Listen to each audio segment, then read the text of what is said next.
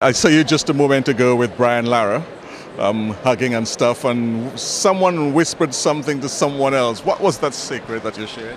Well, maybe about old times, and that little bit wasn't for the cameras. It was for the inner sort of circle, that circle where the stuff which is in dressing rooms and things like that. So it's great to see great mates, a great icon of the Caribbean, and to see him here in the same capacity that I am with the Antiguan and Barbudan Tourist Board.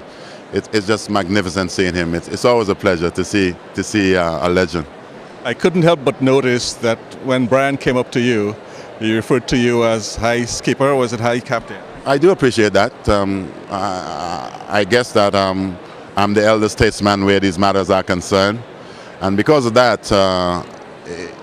that sort of respect that's due, I do appreciate that. And to see him, and this is how it is. If ever I was to see Clive Lloyd, whether it's today or tomorrow, I would still say the same thing. I'm still his junior. So I would say, hi Skip, how you doing?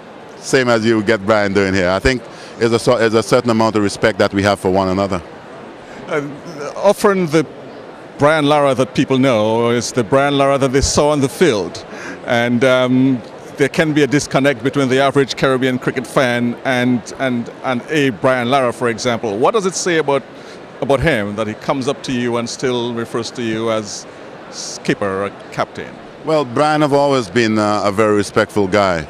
I can remember when he first came into the team, he always had that sort of a loyalty and respect. And I think maybe that's what would have made him a great individual as he is. What he would have achieved, his achievements over the years as a cricketer for the West Indies, is the fact that there's a humble side to Brian. And regardless of what you hear people say or sometimes the criticism that he gets, Brian have always been very respectful. You only got to ask someone like Sir Gary Sobers, you know, who is still his mentor up to today. Whenever it comes to any sound sort of advice, Brian is always quite willing to be on whatever side to accept that. Pardon the pun, but right now you've both retired from cricket and you're batting for your countries in tourism. This is what it's all about. We've been coming here for a few years now. I think I've been doing it for a little bit longer period than Brian, but this is what it's all about. Sport is the greatest healer on earth, and if you can involve your sportsmen and women in what you're doing on the tourist side of things, it's going to help. It's just another avenue, in my opinion, to keep that tourism trade, a trade which we depend so much or heavily on, to make sure that that package is as perfect as possible and that the region is still the best region to travel to. And over the next few days here at World Travel Market, what's your role there? Well, I'm just basically here as doing my promotional stuff, doing things like I'm doing here now, speaking with you wherever the opportunity arises to point people in the right direction. We also have here our tourism minister, and people would have come to you with so many various activities which they believe could be of some purpose to us in the Caribbean, more so than anything as Antigua and Barbuda. So with that, you try and point them in the right direction. Sometimes you would sit in, you listen to exactly what's being said, and hopefully that we can pack a few more where bodies are concerned to our region. And clearly the people who followed cricket over the years can't help but asking you some sort of question about West Indies, can't they? Well, it's, as I think the last time, I don't think there isn't any great improvement where these matters are concerned. What I know for sure, we must work tirelessly to make sure that that package comes back to the rightful place that it should be. At present, I'm not quite sure how we're going to get there because the signs that I'm seeing doesn't quite look positive enough. The stories which you hear play out is not sound enough in order for us to move forward. Let's hope that in the new captain, Sammy, that he may add what I think's been missing, where that loyalty factor, that representation factor, also the legacy of West Indies cricket. It is important that captains in the future for West Indies do realize the package which they have to take care of. What are the West Indies' chances in Sri Lanka? Well, one never knows. If they work together as a team, as you would have seen Sri Lanka, they're playing as well as they are now. They've just beat Australia, so it's going to be a hard ask in Sri Lanka. But the more important thing, whenever you go on trips like these, that even though you lose, you make sure that you learn from your losing experiences. And if you can gain whatever experience from that, it gives you an opportunity to make that rapid improvement even further upfield. Let's hope that's the case, and that they're quite willing to take this ship and make sure that it's steered in the right direction.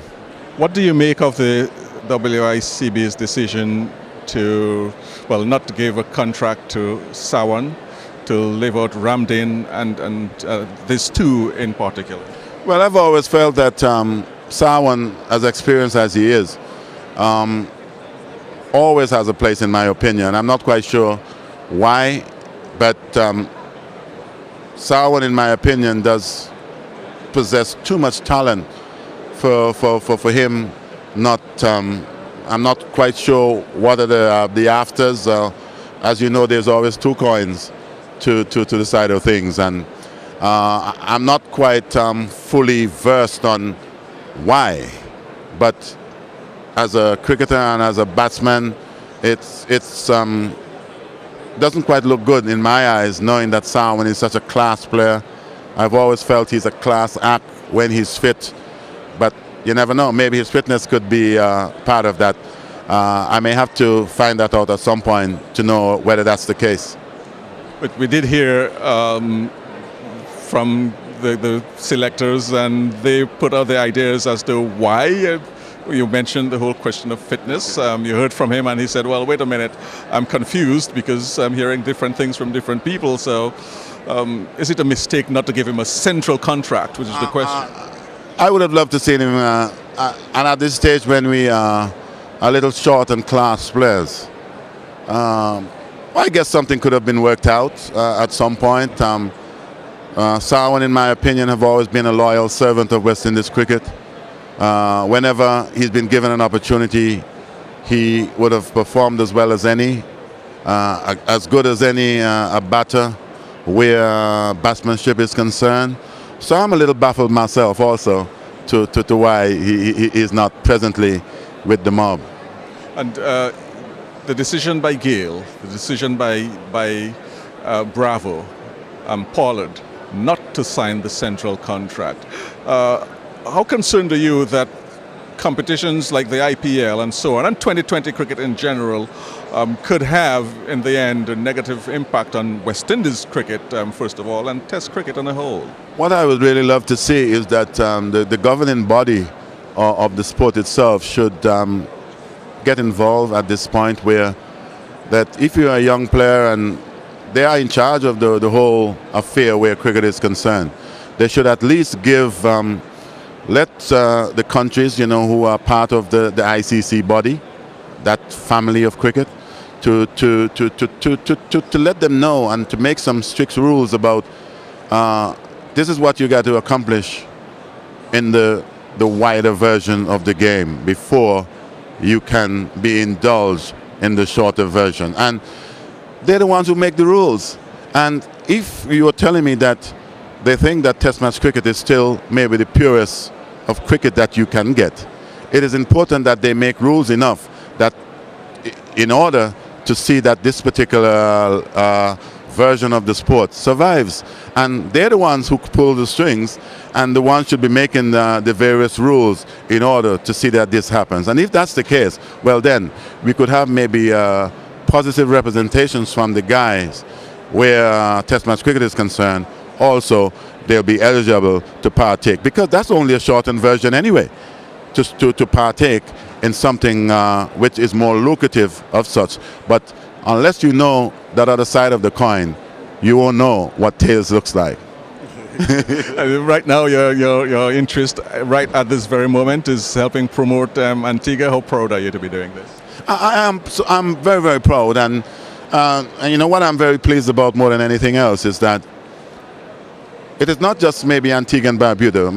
My sole aim is to see that my country of Antigua and Barbuda gets the maximum support where tourism is concerned and the bodies that it takes in order for our tourism package to survive. What I know is that being captain of the West Indies, I've got a little wider role of such in that sense. And this is my after dark role now, where these matters are concerned, that to go around and to see the Caribbean booths, the stands, and the people from the various regions. And we are small enough that you can say hi to these individuals. And I appreciate that, being part of that whole Caribbean family. I think World Travel Market sends a perfect message where that's concerned.